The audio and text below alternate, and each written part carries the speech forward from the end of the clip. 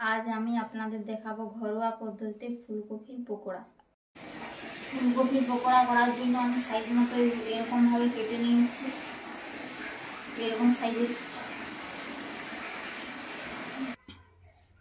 ফুলকপিগুলো আমি ভালোভাবে সিদ্ধ করে নিয়েছি। আপনারাও এরকম ভাবে সিদ্ধ করে নেবেন। এখানে আমি 2 কাপ বেসন দিয়ে দিয়েছি। 1 কাপ চালের গুঁড়ি দিয়ে দিচ্ছি।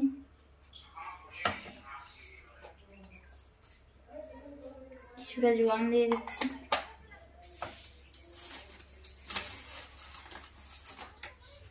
জিরে দিয়ে দিচ্ছি। পরিমাণ মতো হলুদ দিয়ে দিচ্ছি। পরিমাণ মতো লঙ্কার গুঁড়ো দিয়ে দিচ্ছি। পরিমাণ মতো জিরে গুঁড়ো দিয়ে দিচ্ছি। আর স্বাদ মতো লবণ দিয়ে দিচ্ছি।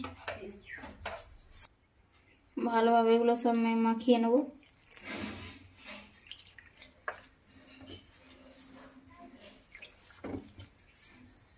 পাতলাও করা যাবে না, খুব পুরোও করা যাবে না, তার মতন করতে হবে।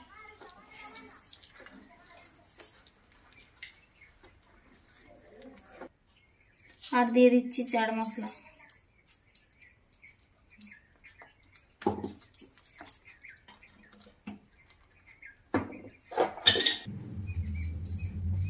ফুলকপি নিয়ে এপাশ ওপাশ ভালোভাবে ডুবিয়ে নেব,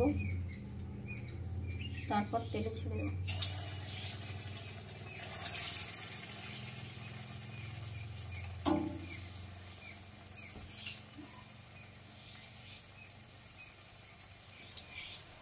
আর একটা দিয়ে দিলাম।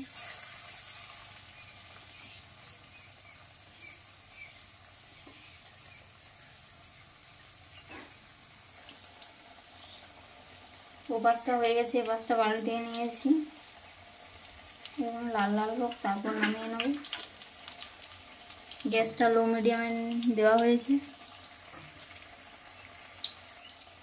আপনারাও এইভাবে বানিয়ে দেখবেন, এগুলো খেতে খুব সুন্দর লাগে আর খুব মুচমুচে হয়। তেলটা ভালোভাবে ঝরিয়ে নেব।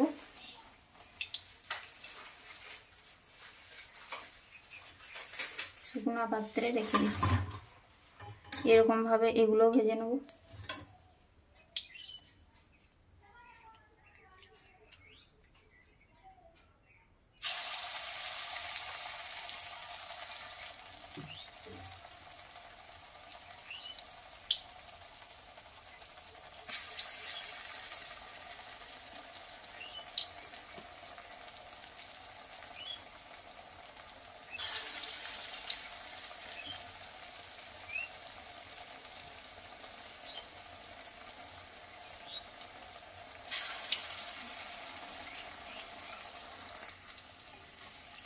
এই পিঠে হয়ে গেছে, পিঠে ভেজে নেবো, তাহলে হয়ে যাবে।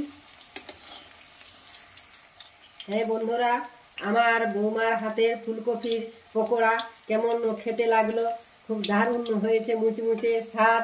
তোমরা কমেন্ট করে জানাবেন।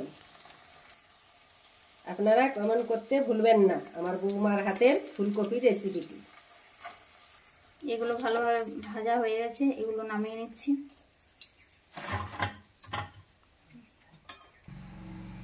ফুলকপির পকোড়া আমার একদম তৈরি হয়ে গেছে।